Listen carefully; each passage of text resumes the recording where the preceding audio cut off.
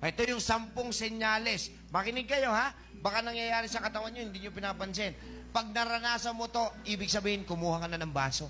Uminom ka na ng tubig. Are you ready? 10 signs. Number 1. Feeling fatigue. Pagkagising mo, bakit ang tamlay ko? Ibig sabihin, habang natutulog tayo, nade-dehydrate po tayo. Before you going to bed, kinulang ka sa ininom na tubig, naningil nung tulog ka.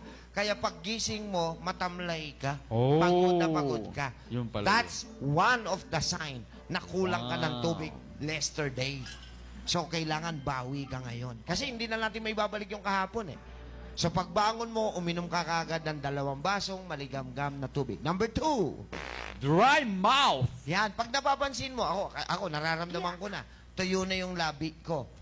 O, yan, ibig sabihin, kulang na ako sa tubig. Okay, next, number 3. Leg cramps. Pagka po pinupulikat tayo, sign po yun na kulang. Oo, tama. Kasi na-dehydrate ka, lumapot yung dugo. Walang dumadaloy na magandang flow. Yes, walang proper blood circulation. Number Yes. 4. Dry skin. Yeah, medyo tuyot yung inyong balat. Mapapansin nyo yun pagka po kinamot mo may kulay puti. Yan, dry skin. Dry skin. Next, number 5. Color of urine. Yan, pagka po iba na ang kulay ng inyong ihi. Ano dapat? Ang dapat na kulay, maputi o almost white. Colorless? Hindi. Almost white. Pag colorless kasi, too much water na yon. Okay. Oh, pagka kailangan may konti pa, mas malabnaw pa kaysa sa beer. No, pagka po iba na ang kulay ng ihi mo, pag ihi mo, nakita mo kulay blue. Blue. Ano ka na, alien? Eh, Pagka kulay tsaan na, madilaw, lalo na yung mga nagva-vitamin C sa inyo, napapansin nyo, Okay, yung yun. sabi nyo madilaw, kulang ka sa water. Oh. Hindi mo na-absorb.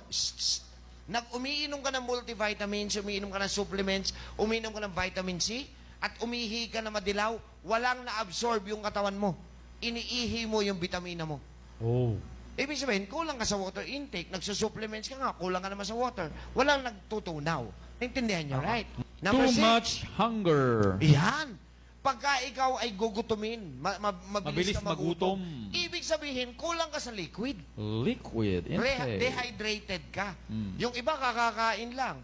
Pagkatapos kumain, wala pang 3 oras, gutom ka na naman. So, kulang ka sa liquid, kulang ka sa water. Oh, yan. Pito. Pang-pito. Bad breath. Ayan, sabot. Dahil kulang ka sa water, yung pagkain mo nabubulok, yun yung sumisingaw na acid.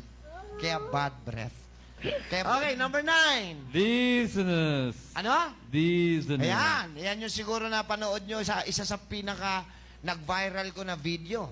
Yung dizziness. Bakit to? Tandaan natin, pag malapot ang dugo natin dahil kulang sa tubig, nahihirapang dumalo yung dugo paakyat sa ating brain. Kasi may dumadaloy din pong dugo dyan. At dahil kulang sa daloy ng dugo ang ating brain, magkokos po yun ng pagkahilo. At usually, yung number 10, pwede pa kayong magkaroon ng headache. Headache. Okay? Di pa meron so, pa. Ano ba? Number 9? Number 9. Constipation. Pagka po hindi kayo talaga dumudumi everyday, pinakamalaking senyales yun na kulang ka sa water. Fiber and water. Usually fiber, pero dito sa case na to, water. Yung mga anak nyo, painumin nyo ng painumin ng juice, tsaka soft drinks. Ha? No. Para sila rin magkasakit pagdating ng araw. Yan. Alright? Okay.